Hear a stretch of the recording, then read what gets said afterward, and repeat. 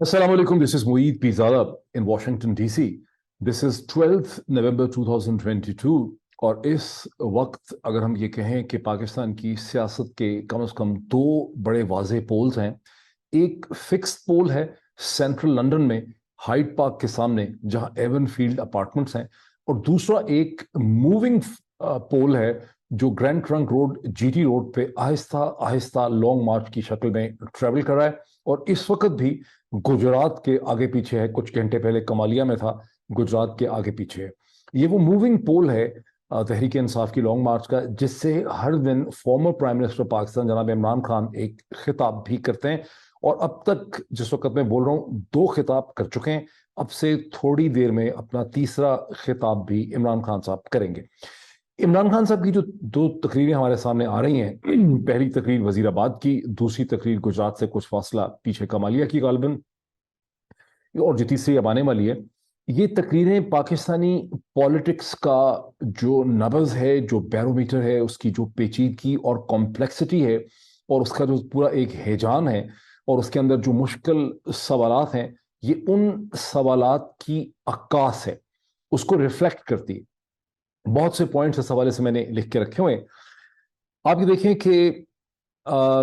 फर्क ये है कि इमरान खान साहब जो हैं, जो तकरीरें कर रहे हैं मसलसल, इमरान खान साहब ना सिर्फ अपनी ये तकरीरें कर रहे हैं, बल्कि इमरान खान से ज़्यादा हाइपर एक्टिव पाकिस्तानी कमेंटेटर जो है पाकिस्तानी पॉलिटिक्स का कोई पैदा हुआ ही नहीं 70 बरस में। बिकॉज वो ना सिर्फ पाकिस्तानी मीडिया से बात कर रहे हैं, पाकिस्तानी लोगों से बात कर रहे हैं, अपनी पार्टी से बात कर रहे हैं, छोटे छोटे मैसेजेस दे रहे हैं, बल्कि रोज़ तकरीबन हफ्ते में 3-4 दफ़ा वो इंटरनेशनल मीडिया के किसी न किसी टेलीविजन चैनल के साथ भी बैठे हुए होते हैं। This is in sharp contrast to the Sharif family, जो दूसरा पोल है पाकिस्तानी पॉलिटिक्स का, जो लंदन में मौजूद हैं। इस वक्त तो एक तरह से नवाज शरीफ साहब ने यरगमाल बनाया हुआ है पाकिस्तान के वज़ीर आज़म जनाब शहबाज शरीफ साहब को, जिनको ज़बरदस्ती लंदन बुलाया गया है। और आम तासुर और इम्प्रेशन ये है कि पाकिस्तान के आर्मी चीफ की अपॉइंटमेंट जो है वो शहबाज शरीफ साहब से करवानी है, बिकॉज साइन उसके ऊपर जो है अब वो शहबाज शरीफ साहब ने करने हैं। फैसला जो है, जो जहन है, जो दिमाग है, जो माइंड है, वो सारा नवाज शरीफ साहब का है। लेकिन नवाज शरीफ साहब और शहबाज शरीफ जो कि लंदन में मुकीम है, और नवाज शरीफ साहब जो 2019 के नवंबर से लंदन में मौजूद हैं, 2019, 20, 21, 22 3 साल हो गए। हराम है कि उन्होंने यहाँ पर इस अपनी मौजूदगी का कोई फ़ायदा उठाकर इंटरनेशनल मीडिया से कोई उन्होंने यहाँ पर इंटरव्यूज़ किए होते, या बातचीत की होती, या प्रेस कॉन्फ्रेंस की होती। उनका तमाम तर जो महवर और जो फोकस है वो पाकिस्तान का मीडिया है। वो पाकिस्तान के मीडिया से ही बात करते हैं। उनके एवन फील्ड अपार्टमेंट के अंदर भी पाकिस्तानी मीडिया बैठा होता है। जब वो बाहर निकलते हैं तो उनके आगे पीछे 3-4 पाकिस्तानी मीडिया के जो रिपोर्टर्स हैं, कॉरस्पॉन्डेंट्स हैं, वो एलिमेंट्स वहाँ पे मौजूद होते हैं। और जहाँ नवाज शरीफ साहब का अपना एक देसी मीडिया उनके साथ है, इसी तरह नवाज शरीफ साहब के जो दुश्मन है, जो तहरीक इंसाफ के क्राउड है, वो नवाज शरीफ साहब के एवन फील्ड अपार्टमेंट के बाहर मौजूद होते हैं। और तकरीबन हफ्ते में 2-3 दफ़ा वहाँ पर सैकड़ों लोग जो हैं इकट्ठे हो जाते हैं, और एक अजीबो गरीब किस्म का एक फिल्म सीन, एक तूफान बदतमीजी, एक शुगल मेला जो है वहाँ पे लगा होता है। सो अगर आप कोई पाकिस्तानी फिल्म मेकिंग में अच्छे नहीं है, अगर कोई फिल्म मेकिंग इसकी बनती, तो आप ये कह सकते थे कि नवाज शरीफ की जो फैमिली है, जो शरीफ खानदान है, उसको आप कह सकते हैं कि these are desis in London, या एक देसी कॉर्नर। एवन फील्ड का नाम बदल के अगर आप देसी कॉर्नर रख दें हाइड पार्क के सामने, जिस तरह स्पीकर्स कॉर्नर था, इस तरह से आप इसको देसी कॉर्नर कह सकते हैं। यानी जहां ये सब इकट्ठे होते हैं एवन फील्ड अपार्टमेंट के बाहर मुजाहरा करने के लिए, शोर मचाने के, उससे चंद सौ गज ही दूर है एवन हाइड पार्क का वो कॉर्नर लंदन में, जो 200 बरस से 300 बरस से चला आ रहा है, जिसको स्पीकर्स कॉर्नर कहते हैं, जहां पे बहुत से लोग संडे के दिन बेंच के ऊपर खड़े होकर अपना अपना माफी ज़मीर एक्सप्लेन करते हैं। तो स्पीकर्स कॉर्नर से सिर्फ 400 गज दूर ये देसी कॉर्नर जो है इन्वेंट किया हुआ है पाकिस्तानियों ने। और इसके ऊपर बहुत जबरदस्त फिल्म बन सकती है। मुझे याद आती है, बहुत पुरानी एक फिल्म थी, ईस्ट इज ईस्ट, ये उस किस्म की फिल्म बन सकती है। और अगर ब्रिटिश लंदन की जो सिटी की एडमिनिस्ट्रेशन है, अगर वो इजाज़त देती, तो जितना यहाँ पर कबाब शॉप्स, बिरयानी शॉप्स जो है ना एवन फील्ड अपार्टमेंट के सामने, बहुत ज़बरदस्त बिजनेस जो है इसका हो सकता था। इसका पूरा कैरेक्टर जो है वो चेंज हो सकता था। ये बहरहाल इस वक्त सिचुएशन है। एक मूविंग पोल है जीटी रोड के ऊपर, एक फिक्स पोल है एवन फील्ड अपार्टमेंट में, जिसको कि मैंने डिस्क्राइब किया। अब इमरान खान साहब की जो स्पीच बहुत घंटे पहले उन्होंने जो अपनी दूसरी तकरीर की, वो तकरीर को अगर आप सुने, 31 मिनट की वो तकरीर है। और वो सारी की सारी तकरीर जो है वो नवाज शरीफ और शरीफ खानदान के खिलाफ उनकी तकरीर है। एक आध दफ़ा उसमें आसिफ अली जरदारी का जिक्र आता है, और आखिर में उसमें जाके شہید ارشد شریف کا اور جرنلسٹ کا ذکر آتا ہے کہ کس طرح سے یہ جو رجیم ہے اس نے پاکستان کی صحافت کو کس طرح سے ٹریٹ کیا ہے، کس طرح کے جرم یہاں پہ ہوئے ہیں. لیکن تقریر کا جو سارا لباب ہے اس کا فوکس شریف خاندان ہے، اور عمران خان صاحب اس تقریر کا تمہید باندھتے ہیں بائی ڈسکرائبنگ کہ شریف خاندان کتنا کرپٹ ہے، انہوں نے کتنی کرپشن کی، کیسے پاکستان سے پیسہ سائفن کیا، کیسے کوئی قانون، کوئی عدالت، کوئی سسٹم، کوئی آرگنائزیشن جو ہے اب ان کے کنٹرول سے ماورا نہیں ہے، انہوں نے پورے پاکستان کے سسٹم کو پینیٹریٹ کیا ہے. اور پھر کوئی 20 منٹ تمہید باندھنے کے بعد عمران خان اس چیز کے اوپر آتے ہیں جو اصل ان کا مدعا ہے اس 31 منٹ کی سپیچ میں، اور وہ یہ کہتے ہیں کہ یہ جو خاندان ہے اور جو نواز شریف اور شریف خاندان ہے، ان کے پاس اخلاقی طور پر کوئی حق اور جواز نہیں ہے کہ یہ پاکستان آرمی کے نئے چیف کی تعیناتی کر سکیں، جو پاکستان کی پالیٹکس سسٹم میں ایک بہت important significant most important assignment جو ہے وہ سمجھی جاتی ہے، جس کی بہت اہمیت ہے پاکستان کے پورے انتظامی اور سیاسی ڈھانچے کے اندر. اور شریف خاندان کا یہ حق نہیں بنتا، ان کا یہ رائٹ نہیں بنتا کہ وہ کریں، اور ایسی اپوائنٹمنٹ صرف اور صرف جو ہے وہ میرٹ پہ ہونی چاہیے. تو اخلاقی طور پر تو عمران خان صاحب ایک منطق، اپنی ایک لاجیکل یا مورل آرگومنٹ تو وہ بہت بلڈ اپ کرتے ہیں، لیکن پرابلم یہ ہے کہ بہرحال آرمی چیف کی اپوائنٹمنٹ تو کرنی ہے پاکستان کے کرنٹ پرائم منسٹر نے، جو ہیں شہباز شریف. اور شہباز شریف صاحب جو ہیں وہ برائے نام ہی پرائم منسٹر ہیں، جیسے کہ لوگ ٹویٹر پہ مسلسل لکھ رہے ہیں. شہباز شریف صاحب جو ہیں وہ ایک انٹیلیجنٹ آدمی ہے، میں سمجھتا ہوں ایک ویل میننگ آدمی ہے. لندن میں 2005 اور 6 اور 7 کے درمیان میری شہباز شریف صاحب سے بہت ملاقات ہوتی تھی. شہباز شریف صاحب ایک پڑھے لکھے آدمی ہیں، ان لائک نواز شریف صاحب جو کوئی اخبار نہیں پڑھتے، کوئی غالباً ٹی وی بھی زیادہ نہیں دیکھتے انٹرنیشنل. شہباز شریف صاحب ایک ایسی شخصیت ہیں، جب ایون فیلڈ اپارٹمنٹ میں رہتے تھے صبح صبح ساری دنیا کے اخبار جو ہیں، new York Times, Washington post, جتنے ہیں انہوں نے پڑھے ہوتے ہیں، پاکستان کے اخبار پڑھے ہوتے ہیں. پاکستان کی جو بیوروکریسی ہے اس کے ساتھ انہوں نے جو ڈسٹرکٹ مینجمنٹ گروپ ہے، جو پولیس بیوروکریسی ہے، پنجاب کی بیوروکریسی ہے، ملٹری بیوروکریسی ہے، اس کے ساتھ انہوں نے بہت اچھا relation ship of trust develop کیا ہے. بیوروکریسی جنرلی ان کی رسپیکٹ کرتی ہے، ان کو ایک ورک الکوہولک کی حیثیت سے دیکھتی ہے، جو بہت کام کرتے ہیں. اور یہ حقیقت ہے، جو وہ لندن میں بھی ہوتے تھے تو وہ بڑے ڈسپلنڈ ہوتے تھے، صبح صبح اٹھتے تھے، پوری دنیا کے اخبار پڑھتے تھے، اپنی میٹنگز کرتے تھے، انہوں نے پورا اپنے دن کا اسکیجول بنایا ہوتا تھا. جو بریفنگ اور ملاقاتیں لوگوں سے کرتے تھے وہ بڑی چھوٹی چھوٹی بریف قسم کی ہوتی تھیں، لمبی سیاسی گپ شپ ان کی نہیں ہوتی تھی. اور جب وہ پنجاب کے چیف منسٹر تھے تو صبح 6 بجے بھی میٹنگز کر رہے ہوتے تھے، رات کے 12 بجے بھی میٹنگز کر رہے ہوتے تھے، اور بڑے ایک ڈائریکشنل ان کا کام کروانے کا سٹائل تھا. اور ان کا کیریکٹر، ان کی پروفائل، ان کی عادات جو ہیں وہ نواز شریف صاحب سے یکسر مختلف ہیں. اور جب سے وہ لندن میں تھے اس زمانے سے پاکستان کی بیوروکریسی اور خاص کر کے پاکستان کی جو ملٹری اسٹیبلشمنٹ ہے وہ ان کو ایک ریپلیسمنٹ لیڈر کی حیثیت سے دیکھتی تھی. میں اس سے ذاتی طور پہ واقف ہوں. اس زمانے میں بریگیڈیئر ریٹائرڈ نیاز، جن کی جنرل مشرف بہت زیادہ رسپیکٹ کرتے تھے، وہ ایک گو بٹوین تھے شہباز شریف صاحب کے اور ملٹری اسٹیبلشمنٹ کے درمیان.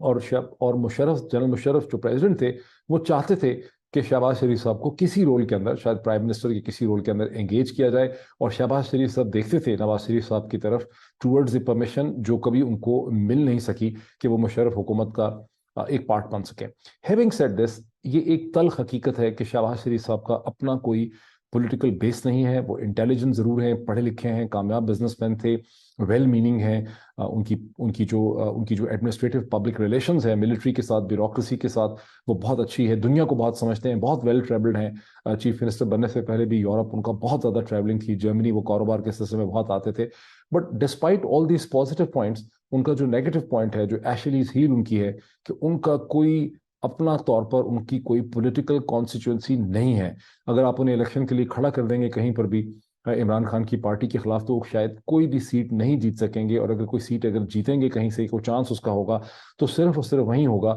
جہاں نواز شریف صاحب کی ان کے لیے بلیسنگ ہوگی، گڈ ول ہوگی، یا مکمل طور پہ سپورٹ ہوگی. تو سیاسی طور پر وہ بہت بونے ہیں، ویسے وہ بہت زیادہ انٹیلیجنٹ آدمی ہیں. Which brings us to the dilemma, to the difficult question, کہ جب وہ آرمی چیف کی اپوائنٹمنٹ کریں گے تو جس طرح سے دھڑکا لگا ہوا ہے عمران خان کو اور تحریک انصاف کو کہ وہ وہی کریں گے 100%، اس میں ان کی کوئی اپنا انپٹ نہیں ہوگا جو کہ نواز شریف چاہتے ہیں یا سمجھتے ہیں. سو ان ادر ورڈز، اس وقت پاکستان کے نیکسٹ آرمی چیف کی اپوائنٹمنٹ کی جو بھی ڈائلاگ یا نیگوسیشن ہو رہی ہے وہ ڈائریکٹلی GHQ اور नवाज शरीफ साहब के दरमियान हो रही है। एक तरफ GHQ का माइंड है कि आर्मी चीफ किसको होना चाहिए, और दूसरी तरफ नवाज शरीफ साहब की अपनी कंसिडरेशन और इंटरेस्ट हैं कि उनके हिसाब से सबसे बेहतर आर्मी चीफ जो है वो कौन हो सकता है। अब थोड़ा सा मैं इसके पॉइंट्स में जो देख लूँ अपने।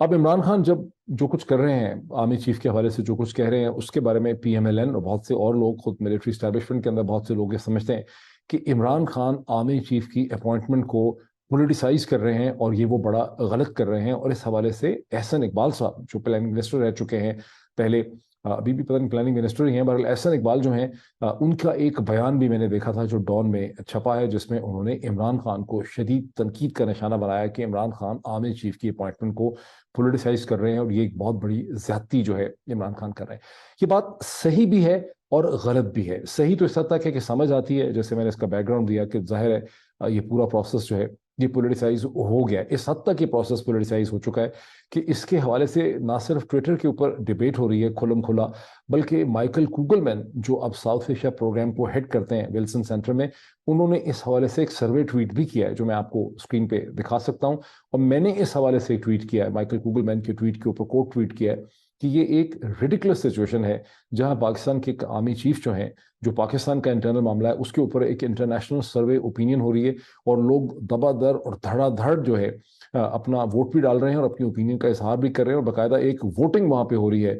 इस वक्त मैंने जब लास्ट उसको देखा था तो जनरल आसिम मुनीर उसमें ट्रेंड कर रहे थे, विच इज़ वेरी सरप्राइजिंग, और सेकंड नंबर पे जनरल फैज का नाम आ रहा था, that is also surprising. So basically लोग वहाँ जजमेंट नहीं कर रहे कि किसको आर्मी चीफ होना है, बल्कि दो डिफरेंट तरीके से वहाँ पे अपना अपना अपना अपना जो कैंडिडेट है उसको सपोर्ट करने की कोशिश वहां पे की जा रही है। वो ये नहीं हो रहा, और मेरा नहीं ख्याल कि, मेरी जहां तक जजमेंट है कि दोनों शायद आर्मी चीफ नहीं बनेंगे, आर्मी चीफ कोई और जो है वो बनेगा। लेकिन this is a very ridiculous situation, this is a comedy of the Pakistani system जो इस वक्त चल रही है। तो एहसन इकबाल साहब की बात इस हद तक सही है कि पोलिटिसाइजेशन हो गई है, लेकिन इस हद तक गलत है कि इमरान खान इसको पोलिटिसाइज कर रहे हैं। ये पोलिटिसाइजेशन तो कोई 25 बरस से चल रही है, जब मिड 90s के बाद पहली दफा ये बात सामने आई पाकिस्तान के सियासी हलकों में कि उस वक्त नवाज शरीफ साहब के वालिद साहब एल्डर शरीफ मियाँ शरीफ साहब जो थे, उनकी स्टेटमेंट सामने आई कि साड़ा अपना चीफ होना चाहिए। साड़ा चीफ, ये जो साड़ा चीफ की टर्म है ये उस वक्त इस्तेमाल हुई, और पहला जो गालिबन कामयाब तजर्बा हुआ साड़ा चीफ का वो था जनरल मुशर्रफ को साड़ा चीफ लगाने का। और there is much anecdotal evidence to suggest कि जनरल मुशर्रफ ने भी बड़ी PR की, और उन्होंने भी बड़े, कहते हैं कि गोडे गिड्डे जाके उठाए अपने आप को आर्मी चीफ बनाने के लिए, और कहा कि मैं तो आपका बेटा हूँगा और वगैरह वगैरह। और आप हम सब जानते हैं कि ये जो एक्सपेरिमेंट था जनरल मुशर्रफ को साड़ा चीफ बढ़ाने का, ये कितना खतरनाक और कितना गलत साबित हुआ शरीफ खानदान के लिए, और शरीफ खानदान को इसकी बड़ी प्राइस जो है पे करनी पड़ी। जिसके बाद से एक दूसरा मफूजा जो है वो जन्म लेता है, वो ये कि आर्मी चीफ इतना ताकतवर होता है कि वो किसी का चीफ नहीं हो सकता, वो सिर्फ अपना चीफ होता है। उसके बारे में जनरल आसिफ नवाज जंजुआ मरहूम जो हैं, उनकी स्टेटमेंट के जिसकी चिची उंगली के ऊपर 5 लाख या 5.5 लाख लोग जो हैं घूमते हो, पूरी फौज घूमती हो, वो भला किसी का चीफ कैसे हो सकता है? वो तो अपना ही चीफ होता है, उसका अपना ही माइंड होता है। बहरहाल कहने का मतलब ये है कि आर्मी चीफ की अपॉइंटमेंट जो है वो हमेशा से पोलरिसाइज है, 25 बरस से पोलरिसाइज है, शायद 30 बरस से पोलरिसाइज है, और ख़ास करके जब से प्राइम मिनिस्टर्स इस पोजीशन में आए हैं कि वो अपना चीफ लगा सकें। बिकॉज पाकिस्तान में चूंकि 4 दफ़ा मिलिट्री इंटरवेंशन हुई है, तो बहुत ज़्यादा आर्मी चीफ कौन होगा इसके फैसले तो खुद आर्मी ने और आर्मी चीफ नहीं किए हैं, और बहुत कम फैसले ऐसे हैं in the real sense of it जो किसी प्राइम मिनिस्टर ने किए हैं। कुछ फैसले जुल्फ़िकार अली भुट्टो ने 70s में किए हैं, और उसके बाद सबसे ज़्यादा फैसले जो हैं पाकिस्तान की तारीख में नवाज शरीफ साहब ने किए हैं, उनको ये सिंगुलर डिस्टिंक्शन जो है वो हासिल है। लेकिन मेरे नोट्स ये कहते हैं, जो मैं लिख रहा था अभी इससे पहले बहुत मेहनत से, कि आप इसमें शरीफ खानदान को, नवाज शरीफ साहब को, इमरान खान को, ये किसी भी सियासी लीडर को ब्लेम नहीं कर सकते, ना मीडिया को ब्लेम कर सकते हैं जो इसको इतना डिस्कस करते हैं कि जो ये ख्वाहिश है पाकिस्तान के प्राइम मिनिस्टर्स की या सियासी लीडरों की कि हमारा अपना आर्मी चीफ होना चाहिए, ये बड़ी कुदरती, नेचुरल और लॉजिकल ख्वाहिश है, गिवन द फैक्ट कि पाकिस्तान के आर्मी चीफ के पाकिस्तान के सियासी और इंतज़ामी ढांचे में इतनी ज़्यादा इंपॉर्टेंस है, جتنی کہ اس وقت بن چکی ہے کہ پوری دنیا کی نگاہیں بھارتی میڈیا سے لے کر امریکہ کے میڈیا سے لے کے پاکستان تک سب کی نگاہیں اس چیز کے اوپر ہیں. تو آپ پھر بلیم نہیں کر سکتے کیونکہ تمام جو پولیٹیکل ایلیمنٹس ان پاور ہوتے ہیں، پرائم منسٹر یا اس کا خاندان یا جو بھی پاور میں ہوتے ہیں، وہ یہ دیکھتے ہیں کہ آرمی چیف کون ہوگا، اور وہ اگر ہمارا طرفدار نہیں ہوگا، وہ ہماری ہمدردی نہیں کرے گا، ہمارے ساتھ نہیں ہوگا، تو پھر ہماری حکومت جو ہے نہیں چل سکے گی. اور یہی ایک المیہ ہے اور یہی ایک کیچ 22 قسم کی سچویشن ہے جس کا پاکستان کے ڈھانچے کو کوئی حل جو ہے وہ نکالنا ہے. اب جو اس وقت سچویشن ہمارے سامنے ہے، جہاں احسن اقبال صاحب عمران خان کو بلیم کرتے ہیں اور بھی بہت سے لوگ بلیم کرتے ہیں کہ عمران خان جو ہے اس کے اوپر پالیٹکس کر رہے ہیں یا اس کی رٹ انہوں نے لگائی ہوئی ہے، یا پوری یہ بھی کہا جا رہا ہے، آپ نے دیکھا ہوگا کہ پی ایم ایل این کے جو سورسز بہت ایکٹیو ہیں ٹویٹر پہ یا میڈیا کے اوپر، وہ یہ کہہ رہے ہیں کہ عمران خان کی جو ساری کی ساری لانگ مارچ ہے جس کے درمیان میں Imran Khan also got shot in Wazirabad, اور یہ جو ساری کی ساری لانگ مارچ ہے اور جس میں عمران خان مسلسل اس کو سلو کرتے چلے جا رہے ہیں، اس کو لٹکاتے چلے جا رہے ہیں، جس میں پہلے کہا گیا تھا کہ 3-4 نومبر کو یہ پنڈی اسلام آباد پہنچے گی، پہلے اسلام آباد پہنچنا تھا اس نے، پھر یہ کہا کہ 7 نومبر کو پہنچے گی، پھر خیال تھا کہ 10 نومبر کو پہنچے گی. اب جو سلسلہ جا رہا ہے کہ یہ 20 نومبر کو بھی شاید نہیں پہنچے گی، 21-22 نومبر کو پہنچے گی، اور اس نے اب پہنچنا بھی اسلام آباد نہیں، اب تو کھلم کھلا کہا جا رہا ہے کہ اس نے راولپنڈی پہنچنا ہے. تو یہ جو ساری لانگ مارچ کی کیمپین ہے، اس کا در حقیقت مقصد یہ ہے کہ پاکستان کے انتظامی سیاسی ڈھانچے پہ اور جی ایچ کیو کے اوپر یہ امپریس اپون کیا جائے کہ آپ کسی کنٹروورشل جنرل صاحب جو ہیں ان کو پاکستان کا آرمی چیف نہیں لگا سکتے. یہ اس کی لاجیکل ایکسپلینیشن ہے. الزام یہ ہے کہ عمران خان اپنی مرضی کا چیف لگانا چاہ رہے ہیں. یہ ایک ایگزیجریٹڈ الزام ہے. اس کی وجہ کہ عمران خان اپنی مرضی کا چیف اس لیے نہیں لگا سکتے کہ چیف تو انہی سینئر آفیسرز میں سے لگے گا جو ٹاپ کے 5 یا 6 یا 4 آفیسرز ہیں، ان میں سے وہ چیف جو ہے وہ لگ سکتا ہے. تو لیکن یہ جو سارا اس وقت ڈیبیٹ ہے جس میں پی ایم ایل این کا الزام عمران خان کے اوپر ہے،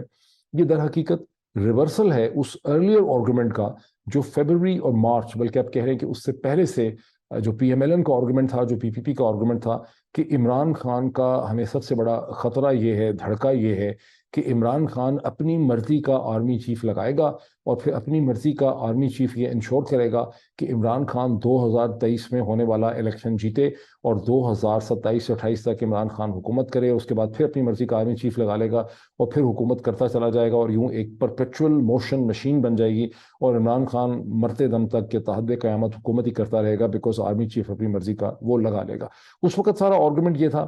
دھڑکا یہ تھا. یہ وہ دھڑکا، یہ وہ آرگومنٹ ہے جس سے سینکڑوں ہزاروں دفعہ off the record television channels کے پروگرامز کے باہر بیٹھ کے سیاستدانوں نے ٹیلی ویژن کے اینکرز کے ساتھ اور میڈیا کے ساتھ دہرایا ہے کہ ہمارا اصل خوف، اصل مسئلہ یہ ہے. لیکن بعض سیاستدانوں نے پی ایم ایل این کے، جیسے میاں جاوید لطیف ہیں وہ اور خرم دستگیر ہیں، انہوں نے ٹی وی پروگرامز کے اندر بیٹھ کے بھی یہ کہا کہ اگر ہم حکومت تبدیل نہ کرتے، اور یہ انہوں نے کہا رجیم چینج آپریشن کے کامیاب ہونے کے بعد اپریل 2022 میں کہ اگر ہم عمران خان کو نہ ہٹاتے تو عمران خان نے اپنی مرضی کا آرمی چیف لگا دینا تھا. حالانکہ فروری مارچ میں عمران خان کے آرمی چیف لگانے کی کوئی پاسبلٹی نہیں تھی، اور بہت ہی جو قریبی ذرائع ہے پرائم منسٹر کے آفس کے، بہت ہی کریڈیبل سورسز نان پولیٹیکل، انہوں نے مجھے بہت ہی وثوق سے یہ بات بتایا کہ in March in April of 2022 Imran Khan کا کوئی مائنڈ نہیں بنا ہوا تھا کہ کس کو آرمی چیف بنانا ہے. عمران خان نے اس حوالے سے کوئی ڈسکشن نہیں کی تھی، کوئی ان کا مائنڈ کسی کو نہیں پتا تھا، بلکہ لوگوں نے مجھے اس حد تک کہا کہ Imran Khan is very selfish when it comes to his own policy making، اور انہوں نے کسی پہ مہربانی نہیں کرنی تھی بلکہ اپنا انہوں نے بعد میں دیکھنا تھا. اور لیکن خوف اتنا تھا کہ عمران خان اپنی مرضی کا آرمی چیف لگائیں گے کہ باقاعدہ ایک بہت بڑا نیریٹو جو ہے پی ایم ایل این نے اور پی پی پی نے کھڑا کر لیا کہ عمران خان ایک مخصوص جرنیل صاحب جو ہیں، چونکہ ان کے ساتھ بہت ان کے اوپر ریلائنس ہے، ڈپینڈنس ہے، ایک بڑی لائلٹی اور ٹرسٹ چل رہا ہے، تو انہی کو وہ آرمی چیف بنائیں گے. اور اس کے بعد ہم سب کی خیر نہیں ہے اور ہمارے جو کیسز ہیں یہ سارے پروو ہو جائیں گے اور ہم سب جیلوں میں چلے جائیں گے. دس واز دی آرگومنٹ جو خرم دستگیر صاحب نے اور میاں جاوید لطیف نے پریزنٹ کیا. لیکن یہ وہیں نہیں رکا، اب پوری دنیا کا جو میڈیا ہے، لکھنے لکھانے والا، وہ اس آرگومنٹ کو لکھ بھی رہا ہے. اور میں نے آج ہی ایک پیس دیکھا، بہت ہی انٹرسٹنگ، میں نے ایک پیس دیکھا بائی سرٹن ایاز ملک صاحب، جو پیس سے میں نے پڑھنا شروع کیا تو پہلے میں نے سوچا شاید پاکستان سے کسی نے پیس لکھا ہے، لیکن ایک آدھ پیراگراف پڑھنے کے بعد مجھے احساس ہوا کہ پاکستان میں کوئی بھی اتنا لاجیکل، ریشنل، اتنا نیوٹرل قسم کا پیس نہیں لکھ سکتا. یہ صاحب جو ہیں یہ لیکچرر ہیں in University of Liverpool, that mean Britain میں. میری ان سے ملاقات نہیں ہے، تو will try my level best to reach out to him. اور یہ پیس میں آپ کو اسکرین پہ دکھاتا بھی ہوں، اور میں اس کو اس کی جو ڈسکرپشن کے اس کا لنک بھی دے دوں گا. یہ اس میں کوئی ایسی اچھوتی نئی چیز نہیں ہے. اٹ از جسٹ کہ یہ ایک بڑا سپیریئر کیلیبر کا اور بہت اچھا لکھا ہوا ایک براڈ بیسڈ اوور ویو ہے پاکستان کی پالیٹکس کا، جس کا عنوان ہے after Imran Khan's ouster Pakistan is going through an unprecedented political crisis. University of Liverpool سے ایاز ملک صاحب نے یہ پیس لکھا ہے، پاکستانی اوریجن ایکیڈیمک ہیں. اس پیس کے اندر بھی یہ ذکر کیا گیا ہے کہ خطرہ یہی تھا کہ عمران خان جو ہیں اپنی مرضی کا آرمی چیف لگائیں گے. with all my respect and deference to Ayaz ملک صاحب who is a very intelligent man، انہوں نے بہت زبردست پیس لکھا ہے. میں چاہوں گا کہ آپ لوگ سب اس کو پڑھیں، بٹ وہ اتنے بڑے انسائڈر نہیں ہیں پاکستانی سسٹم کے جتنا بڑا میں انسائڈر ہوں. given my unprecedented access in the system، یہ بات غلط ہے. یہ خوف اور یہ دھڑکا جو ہے پی ایم ایل این کا اور پی پی پی کا بالکل جائز تھا، اس میں کوئی شک نہیں ہے کہ ان کے ذہن میں یہ خوف تھا کہ عمران خان جو ہیں وہ جنرل فیض حمید کو آرمی چیف لگا دیں گے، اور شاید پہلے لگا دیں گے، اپریل میں لگا دیں گے، مئی میں لگا دیں گے. We must move forward. کم از کم یہ نیریٹو انہوں نے شیپ کیا. میری انتہائی credible sources, not Imran Khan, military sources یہ کہتے ہیں کہ عمران خان نے ایسا کچھ بھی نہیں کرنا تھا، اور عمران خان نے فیصلہ جا کے کرنا ہی تھا کہیں اکتوبر نومبر میں، اور ضروری نہیں تھا کہ وہ جنرل فیض حمید کو ہی آرمی چیف لگاتے. کہ میں بڑی بات کر رہا ہوں، لیکن ویری کریڈیبل سورسز جو ہیں ایک سے زیادہ انہوں نے مجھے یہ بات جو ہے بتائی ہے. سو موونگ فارورڈ، اب آرمی چیف کی جو ساری کانٹروورسی ہے اس کے حوالے سے پی ایم ایل این کے ایک بہت ہی ایجوکیٹڈ اور بڑے ہی پڑھے لکھے اور بڑے سوفیسٹیکیٹڈ جو تھنکنگ مائنڈ ہے، انہوں نے 2-3 دن پہلے مجھ سے کہا کہ یہ مسئلہ اس قسم کا ہے کہ اب صورتحال یہ ہے کہ اس کا حل یہ ہے کہ تمام پولیٹیکل پارٹیز جو ہیں انہیں اپنی اپنی ایک نیگیٹو لسٹ جو ہے وہ دے دینی چاہیے. یعنی پی ایم ایل این کی negative list apparently on the face of ہے کہ جنرل فیض حمید جو ہیں ان کو نہیں بننا چاہیے آرمی چیف. عمران خان کی نیگیٹو لسٹ ہے کہ جنرل آصف منیر کو آرمی چیف جو ہے وہ نہیں بننا چاہیے. ہو سکتا ہے پی پی پی کی اپنی کوئی نیگیٹو لسٹ ہو اس حوالے سے کہ اس کو نہیں بننا چاہیے. سنا سعودی عرب کی بھی ایک نیگیٹو لسٹ ہے. ہمیں یہ نہیں پتا کہ امریکہ کی کوئی نیگیٹو لسٹ ہے. اور جس طرح سے یہ حالات جا رہے ہیں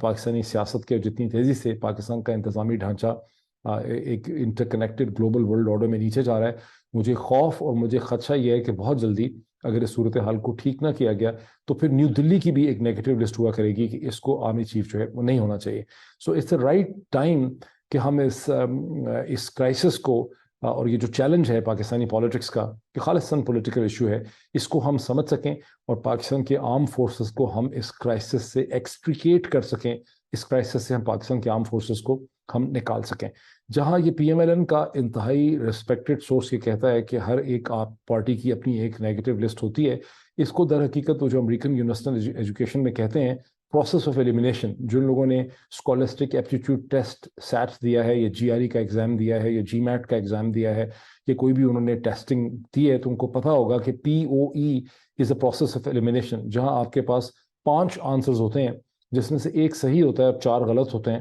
اور کئی دفعہ آپ کو نہیں پتہ چل سکتا، اکثر نہیں پتہ چل سکتا کہ صحیح جواب کون سا ہے. تو وہاں آپ کے مائنڈ کو ٹرین کیا جاتا ہے کہ آپ جو آبویسلی رانگ آنسرز ہیں، غلط ہیں، فیلیشیس ہیں، فلاڈ ہیں، ان کو ایلیمینیٹ کرتے چلے جائیں، اور پروسیس آف ایلیمینیشن کے ذریعے آپ صحیح جواب تک پہنچ سکتے ہیں. تو یہ پی ایم ایل این کے ایک سورس کا کہنا ہے اس حوالے سے. اب میں سوچتا ہوں، میں نے اس پہ بہت سوچا ہے، اور بہت سے اور لوگ سوچ رہے ہیں، میں اکیلا نہیں سوچ رہا. اس پہ بہت زیادہ ڈسکشن جو ہے وہ پاکستان میں بھی ہو رہی ہے، پاکستان سے باہر بھی ہو رہی ہے. اور میں سمجھتا ہوں کہ ایک ایسا وقت آ گیا ہے پاکستان کی پالیٹکس میں کہ اس کا حل جو ہے وہ نکلنا چاہیے. ایک solution in terms of way forward جو بہت زیادہ لوگوں نے دیا کہ اس پوری جو کوانڈری کھڑی ہوتی ہے، کہ جو بحث شروع ہو جاتی ہے اور جو نہیں ہونی چاہیے، بالکل اس سے ہم سبھی کو ایگری کرتے ہیں کہ بحث جو ہے نہیں ہونی چاہیے، جو بحث اس وقت چھڑی ہوئی ہے. اس کا حل کیا ہے؟ اس کا ایک حل ہے کہ آرمی چیف کی appointment on the principle of seniority ہونی چاہیے. یعنی جو بھی سینئر موسٹ آرمی چیف ہو اس کو،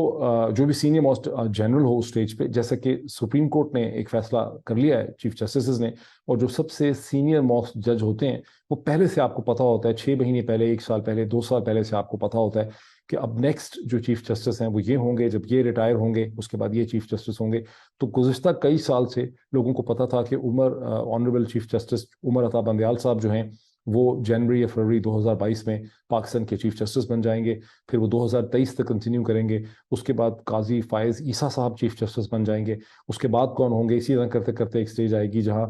جسٹس اطہر منلہ جو اب جوائن کر رہے ہیں سپریم کورٹ کو، وہ بھی شاید میرا خیال ہے ایک سٹیج پہ پاکستان کے چیف جسٹس ہوں گے. تو اگر اس میں اس طرح سے سرٹینٹی ہو، پریڈکٹیبلٹی ہو، تو یہ جو ایلیمنٹ ہے کہ ساڈا چیف اور ایک پرائم منسٹر یا اس کی پارٹی جو ہے وہ اپنی مرضی کا آرمی چیف لگانا چاہے گی، جو اپنی مرضی کا آرمی چیف لگانا چاہے گی، اس میں ہم سنتے ہیں کہ بری امام میں جا کے اگریمنٹس ہو رہے ہیں، اس میں عہد و پیمان ہو رہے ہیں کہ آرمی چیف ہم سے لائل رہے گا. تو وہاں پر ایک گنجائش آ جاتی ہے کہ وہ جو سیاسی جماعت اور سیاسی لیڈر ہے وہ آرمی چیف سے کمٹمنٹ لیتا ہے کہ آپ مجھے سپورٹ کریں گے، اور یوں appointment of the army chief جو ہے وہ شروع سے پولیٹیسائز ہو جاتی ہے. تو فیصلہ سینیورٹی کے اوپر ہونا چاہیے. اس آرگومنٹ میں بڑی اٹریکشن ہے آن دا فیس آف اٹ، لیکن یہ کوئی کمپلیٹ سولوشن اور آنسر نہیں ہے، کیونکہ ابھی ایک دوسری کنٹروورسی پیرالل یہ چل رہی ہے کہ جنرل باجوہ نے at some stage general Asim Munir کو اس طرح سے انہوں نے ان کی پروموشن سائن کی ہے، پروموٹ کیا کہ وہ ان کی ریٹائرمنٹ لیٹ ہو گئی. اور جنرل عاصم منیر کے اپنے بیچ میٹس، نہ صرف اپنے بیچ میٹ بلکہ ان سے جونیئر جو جنرل صاحبان تھے، وہ اکتوبر کے مہینے میں، اکتوبر 2022 میں ریٹائر ہو چکے ہیں. اور جب جنرل عاصم منیر کو 26 یا 27 نومبر کو ریٹائر ہونا ہے تو در حقیقت ان کو پہلے ریٹائر ہو جانا چاہیے تھا. اور یہ ایک طرح سے یہ فیصلہ جو ہے یہ میرٹ پہ نہیں ہوا ہوا، اور کچھ لوگوں کو یہ بھی خطرہ ہے کہ اگر ان کو آرمی چیف بنایا جائے گا تو شاید اس کو کوئی نہ کوئی دھڑا جو ہے سپریم کورٹ آف پاکستان میں جا کے اس کو لیگلی یا ٹیکنیکلی چیلنج بھی کر سکتا ہے. مجھے نہیں لگتا کہ کوئی چیلنج کرے گا، شاید اتنی کسی کو ہمت نہ ہو، اور نہ ہی مجھے یہ دھڑکا ہے کہ، لیکن میں تھوڑا سا اس پہ مزید ایکسپلین کرتا ہوں کہ لیکن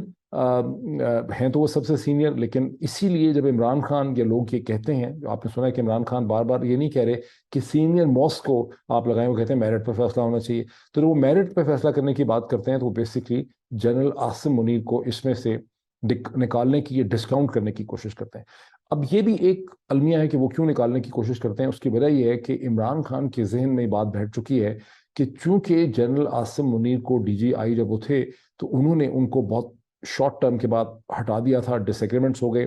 ڈس ایگریمنٹس کیوں ہو گئے اس کے بارے میں بھی بڑی اسپیکولیشن ہے، لیکن اصل وجہ جو تھی اس کا ایران کا جو ٹرپ تھا، جب general Asim Munir D G I تھے، ایران کا جو ٹرپ ہوا وہاں پر کچھ ایسی سچویشن ڈیولپ کر گئی اور ایرانین سائڈ سے کچھ ایسی کمپلینٹس ہوئیں جس کے بعد جنرل عاصم منیر کو ہٹا دیا گیا. لیکن سیاسی حلقوں نے اس کی ایک بڑی نجی قسم کی سچویشن بنائی ہے کہ جنرل عاصم منیر کوئی ویڈیو یا آڈیو جو ہے وہ لے کر گئے former prime minister Imran Khan کے پاس، اور عمران خان نے اس کی وجہ سے ناراض ہو کے ان کو کہا جنرل آرمی چیف کو کہ ان کو ہٹا دیں. اس کے بارے میں بھی ایک کاؤنٹر آرگومنٹ ہے کہ آرمی چیف اتنے طاقتور ہوتے ہیں اور تھے اور ابھی بھی ہیں کہ صرف عمران خان کے کہنے پہ ڈی جی آئی کو انہوں نے نہیں ہٹانا تھا، ان کی اپنی بھی کوئی مصلحت جو ہے وہ اس میں ہو سکتی تھی. بہرحال اب دو پیرالل رائیول آرگومنٹس ہیں. ایک عمران خان کا آرگومنٹ ہے جو یہ سمجھتے ہیں کہ عاصم منیر ان کے لیے ان کے فیور میں نہیں ہوں گے، ان کے خطرناک ہوں گے اور پی ایم ایل این کی طرف ان کا جھکاؤ ہوگا. لیکن یہ صرف عمران خان کا مسئلہ نہیں ہے. دوسری طرف سے جو پی ایم ایل این کا سارا میڈیا نیریٹو ہے وہ بھی یہی ہے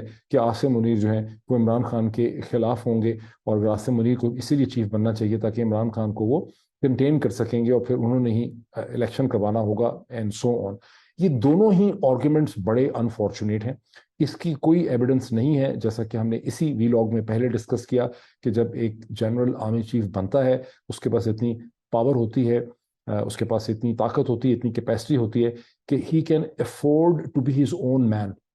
general Asim Munir army chief بنتے ہیں، ساحر شمشاد بنتے ہیں، جنرل اظہر بنتے ہیں، یا جنرل نعمان بنتے ہیں. جو بھی جنرل پاکستان کا آرمی چیف بنے گا اس کا اس وقت میری ناقص عقل میں، رائے میں سب سے بڑا چیلنج یہ ہوگا کہ کس طرح سے پاکستان کی آرمی کو اور آرم فورسز پاکستان کو اس پولیٹیکل ٹسل سے، اس بیٹل گراؤنڈ سے نکالا جائے جس سے گزشتہ 8 ماہ میں پاکستان کی افواج کی، آرمی کی، اور خاص کر کے انٹر سروس انٹیلیجنس جو ہے اس کی ساکھ، اس کی کریڈیبلٹی اور اس کی کیپیسٹی جو ہے وہ بہت بری طرح سے متاثر ہوئی. آرمی چیف کا سب سے بڑا چیلنج یہ ہوگا کہ کیسے اس سیاسی چپکلش سے آرمی کو نکالا جائے. اور میرا نہیں خیال کہ جو آرمی چیف ہے، میری کم از کم رائے یہ ہے کہ وہ افورڈ ہی نہیں کرے گا کہ میں اس سیاسی جنگ کا حصہ بنوں. یہ میری کم از کم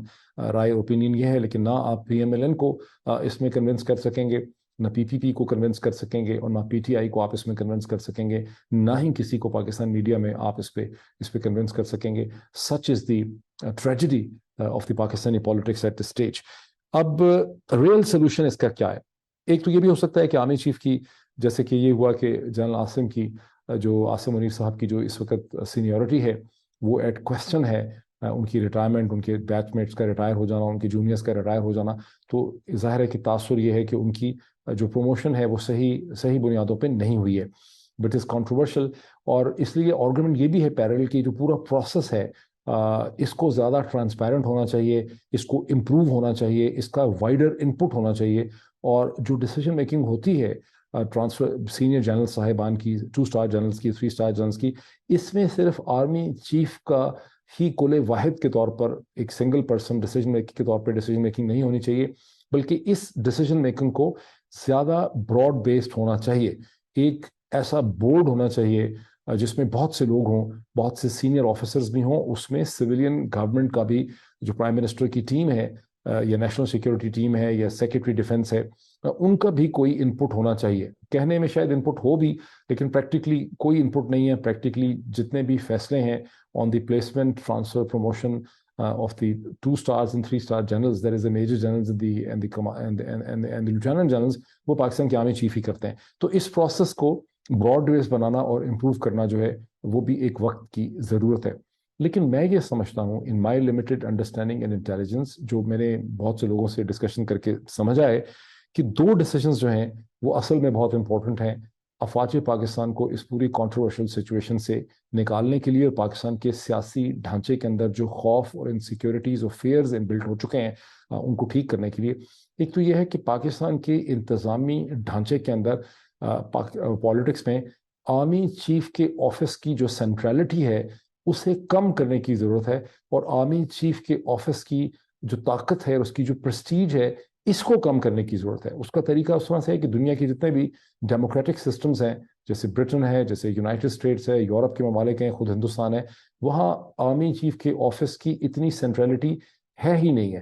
اور وہاں پر جو ریجنل کمانڈز ہیں بڑی امپورٹنٹ ہوتی ہیں. یونائٹڈ اسٹیٹس میں ایک کوآرڈینیٹنگ آفس ضرور ہے, chairman joint chief of staff کا, کمیٹی کا, لیکن اس کی مطلب جتنی بھی امریکہ کی ریجنل کمانڈز ہیں, سینٹرل کمانڈ ہو, میرین کمانڈز ہو, وہ سب انڈیپینڈنٹلی آپریٹ کرتی ہیں, اور chairman joint chief of staff جو ہیں وہ ایک نامنل فگر ہیڈ تو ہو سکتے ہیں, لیکن ان کی اس طرح کی کوئی ایبسولوٹ قسم کی اتھارٹی جو ہے وہ سسٹم پہ ایگزسٹ نہیں کرتی ہے جس طرح سے پاکستان کی آرمی چیف کی اتھارٹی جو ہے ایکسس کرتی ہے. ہندوستان جو پاکستان کا نیبرنگ کنٹری ہے, جو ایک کنٹینیوئنگ سسٹینیبل ڈیموکریسی ہے ان دا ایسٹ آف پاکستان, وہاں پر بھی جو انڈین آرمی چیف ہیں ان کی اس طرح کی سینٹرلٹی نہیں ہے. سسٹم ان کا امریکہ سے ڈفرینٹ ہے, لیکن اس طرح کی سینٹرلٹی ان کی نہیں ہے جس طرح سے آرمی چیف کے آفس کی پاکستان میں سینٹرلٹی ہے. اور وہاں بھی انکریزنگلی ان کی جو ریجنل کمانڈز ہیں ان کی امپورٹنس جو ہے وہ بڑھ چکی ہے. پاکستان میں بھی ریجنل کمانڈز بن چکی ہیں, جیسے کوئٹہ میں جو کور ہے اس کو سدرن کمانڈ کہتے ہیں, ایک سینٹرل کور بھی ہے, غالباً ایک ناردرن بھی ہے, اسی طرح سے ایک اسٹریٹجک کمانڈ بھی ہے. ضرورت اس چیز کی ہے یہ کمانڈ جو ہیں ان کو زیادہ انڈیپینڈنٹ اٹانومس بنایا جائے, اور جو آفس ہے of the chairman joint chief of staff committee, جس کو 1970s میں اس وقت کے پرائم منسٹر جناب ذوالفقار علی بھٹو نے اسی پرپز کے لیے کریٹ کیا تھا, جو میں کہہ رہا ہوں کہ آرمی چیف کے آفس کی اتنی سینٹرلٹی نہیں ہونی چاہیے جتنی کہ ہے. یہ ہو گئی بھی تھی, اور بہت لمبے مارشل لا کے بعد 1958 سے جو مارشل لا چلا وہ 1972 میں جا کے ختم ہوا, تو یہ بن جاتے ہیں میرا خیال ہے کم از کم 14 برس بن جاتے ہوں گے. تو یہ جو 14 ہی برس بنتے ہیں, 58 سے 70 تک 12, 14 ہی برس بنتے ہیں. تو 14 برس کا جو کنٹینیوس ایک انٹریگرم ہے, اس کے بعد جب ذوالفقار علی بھٹو کی کوشش تھی کہ سسٹم کو امپروو کیا جائے, ریفارم کیا جائے, انہوں نے اس کو ریفارم کرنے کی کوشش بھی کی, لیکن سبسیکوئنٹلی ایک بار پھر پاکستان کے آرمی چیف کی آفس نے خاص کر کے جنرل ضیاء الحق کے مارشل لا کے بعد سینٹرلٹی حاصل کر لی. اس کا ایک اور پرابلم یہ ہے کہ arm forces of Pakistan is not merely the بری فوج اور دا لینڈ فورسز. آرمی بنیادی طور پہ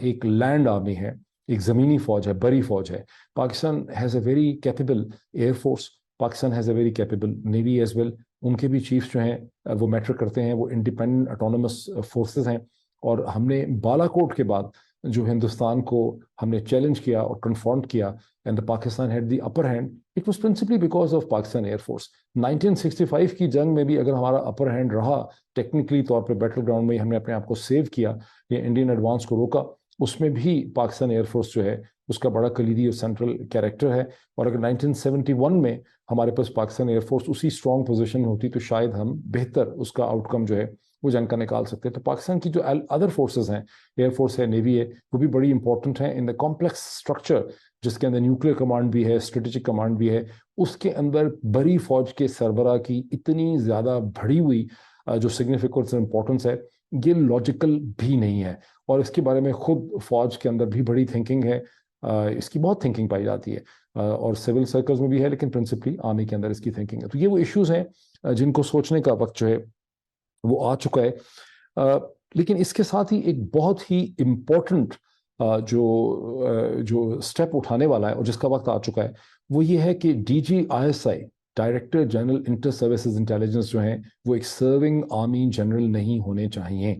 और वो डिस्ट्रिक्ट मैनेजमेंट ग्रुप से एक सिविल सर्वेंट होने चाहिए, preferably coming from the police service of Pakistan और from the district management group DMG। ये दो सर्विसेज जो हैं, इनके अंदर के जो ऑफिसर्स हैं, उनका बड़ा क्लियर ब्रॉड बेस्ड एक्सपीरियंस होता है। वहाँ से एक एक्टिव हाजिर सर्विस जो सिविल सर्वेंट है उसको, जिस तरह हिंदुस्तान में उनके पुलिस ऑफिसर्स होते हैं या उनके ICS के ऑफिसर्स होते हैं जो उनकी रॉ को और IB दोनों को हेड करते हैं, तो इसी तरह से पाकिस्तान में एक सिविल सर्वेंट होना चाहिए। और जितने भी DGs हैं इंटर सर्विसेज इंटेलिजेंस में, गालिबन 12 होते हैं, DGM, DG media, DGA analysis, DGC counter intelligence, CIT, ये सब सिविल सर्वेंट होने चाहिए। और अगर ये आर्मी ऑफिसर्स हों तो ये ऐसे लेंट आर्मी ऑफिसर्स हों जिस तरह से आर्मी ऑफिसर्स एक कंपैटिटिव एग्जाम दे के सिविल सर्विसेज का हिस्सा बनते हैं, 1960 से डिस्ट्रिक्ट मैनेजमेंट का हिस्सा बनते हैं, डिप्टी कमिश्नर्स बनते हैं, कमिश्नर्स बनते हैं, पुलिस सर्विस में डायरेक्टली SP रिक्रूट होते हैं, लेकिन फिर वो वापस नहीं जा सकते। वो वन वे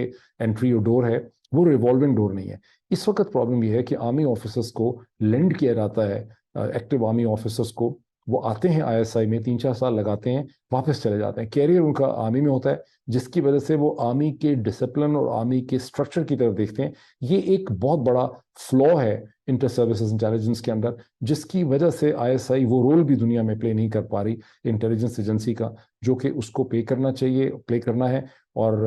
एग्जैजरेटेड अकाउंट्स तो हैं कि दुनिया की बेहतरीन और नंबर 1 एजेंसी है। असल हकीकत शायद इससे बहुत मुख्तलिफ हो। असल हकीकत ये है कि बदकिस्मती से ISI की ये रेपुटेशन तो बन गई है कि वो जर्नलिस्ट का ताक़ुब कर सकती है। अरशद शरीफ के मर्डर के बाद, सही है ये गलत है, ये पूरा तासुर है कि ISI जो है वो लोगों को गिरफ्तार कर रही है, डिटेन कर रही है, अदालतों को इन्फ्लुएंस कर रही है, उल्टा लटका रही है, मार रही है, नंगा कर रही है, वीडियोस बना रही है। लेकिन जो एक्चुअल जो चैलेंज है पाकिस्तान की प्रीमियर इंटेलिजेंस एजेंसी का, वो रीजनल और इंटरनेशनल डायनामिक्स हैं, जहां बहुत ज़्यादा इंटेलिजेंस एजेंसीज पाकिस्तान के खिते के अंदर बहुत एक्टिव हैं, जिसमें हिंदुस्तान की दोनों intelligence agencies, research and analysis wing raw, intelligence bureau IB, ना सिर्फ पाकिस्तान में बल्कि पूरे रीजन में, जिसमें मिडिल ईस्ट है, सेंट्रल एशिया है, वहाँ बहुत ज़्यादा वो एक्टिव हैं, बड़ी प्रोफेशनली ऑर्गेनाइज हैं। इसी तरह ब्रिटेन की इंटेलिजेंस एजेंसी MI6 पाकिस्तान में, मुझे ये शक है कि बहुत एक्टिव है। American agency goes without saying कि CIA भी बहुत एक्टिव है। जो एक्चुअल चैलेंज है पाकिस्तान की प्रीमियर इंटेलिजेंस एजेंसी का, वो खालिस्तान इंटेलेक्चुअल चैलेंज है, जिस तरह से बाकी इंटेलिजेंस एजेंसीज हैं। और ये जो एक इन्फोर्समेंट का पूरा तासर है, ये गलत बना है। तो ISI जो है, उसके DGI जो हैं, वो एक सिविल सर्वेंट होने चाहिए। उसके जितने DGs हैं 12 के 12, वो सब भी सिविल सर्वेंट होने चाहिए। आर्मी ऑफिसर्स कंपेटिटिव एग्जाम के जरिए आएँ, फिर ISI का हिस्सा बन जाएं, उसको एनरिच करें थ्रू द एक्सपीरियंसेस, लेकिन उनके वापस जाने का कोई रास्ता जो है वो नहीं होना चाहिए। और ISI का जो पॉलिटिकल और इंटरनल विंग है, उसका फौरी तौर पे आने वाले सालों में खात्मा हो जाना चाहिए, ताकि ये जो पूरा एक फेयर फैक्टर है कि मिलिट्री और ISI मिलके, बिकॉज आर्मी चीफ के पास अगर ISI नहीं होगी तो आर्मी चीफ का पाकिस्तान की पॉलिटिक्स के अंदर जो किंग मेकर का रोल है वो बिल्कुल ख़त्म हो जाएगा। ये सारी की सारी जो एक तासुर है या नहीं है, ये जो सारा तासुर है पुलिस को, डिस्ट्रिक्ट मैनेजमेंट और जुडिशरी को इन्फ्लुएंस करने का, इसका आर्मी के साथ कतई तौर पे कोई ताल्लुक नहीं है। ये कोर कमांडर्स नहीं करते हैं, ये मेजर जनरल्स बैठ के नहीं करते, अपने गैरिजन्स में से गैरिजन कमांडर नहीं करते। ये खालिस्तान सारा का सारा रोल जो है वो ISI का है। तो वक्त आ चुका है कि ISI के पॉलिटिकल विंग और उसके इंटरनल विंग को ख़त्म किया जाए, और एक ISI की सारी ऑफिसर कमांड इस किस्म की हो कि वो कोर्ट्स के, कि वो अकाउंटेबल हो to the parliament of Pakistan, to the standing committees, and to the courts, because अगर civil servants होंगे district management group के, पुलिस के होंगे, DGs होंगे, DGI होंगे, सारे civil servant होंगे, तो उनकी क्या मजाल है कि वो अदालतों को accountable नहीं होंगे. जब serving army officers बैठे हैं तो वो 10,000 तरीके निकाल सकते हैं किसी अदालत के सामने ना पेश होने के, रिकॉर्ड ना ले जाने के, वहाँ जवाब तलबी उनकी नहीं हो सकती है. और जब उसको आप उसमें से निकाल देंगे तो जो सारी बहस है कि आर्मी के इश्यूज़ पे बात ना करें, वो बात भी ख़त्म हो जाएगी. किसी को इंटरेस्ट नहीं है पाकिस्तान में पॉलिटिक्स के अंदर या मीडिया में कि वो आर्मी के इंटरनल मैटर्स जो हैं उनको बहुत ज़्यादा डिस्कस करे. ये सारा मसला इसलिए कि आर्मी का एक विंग ISI की शक्ल में है जो पाकिस्तानी पॉलिटिक्स के अंदर घुसा हुआ है और उसको उसमें निकालने की ज़रूरत है. क्योंकि 2 स्टेप्स जब हम पूरे करेंगे, पता नहीं किसी को तौफीक मिलती है इसको करने की नहीं, लेकिन आइडिया की हद तक की ज़रूरी है कि इस आइडिया को अदब के साथ रिस्पेक्टफुली इसको डिस्कस किया जाए. ये कोई ख़तरनाक आइडिया नहीं है, ये एक प्योरली इंटेलेक्चुअल आइडिया है, पॉलिसी मेकिंग का आइडिया है. ये एक ऐसा आइडिया है जो आप आर्मी को अपनी प्रोफेशनल बुनियादों पे, आर्मी चीफ को अपना रोल प्ले करना और आर्मी को प्रोफेशनल बुनियादों पे लेकर चलने में मदद करेगा. ये पाकिस्तान की इंटर सर्विसेज इंटेलिजेंस को रीजनल और इंटरनेशनल स्टेज के ऊपर वो रोल प्ले करने का मौका देगा जो कि इस एजेंसी का हक है.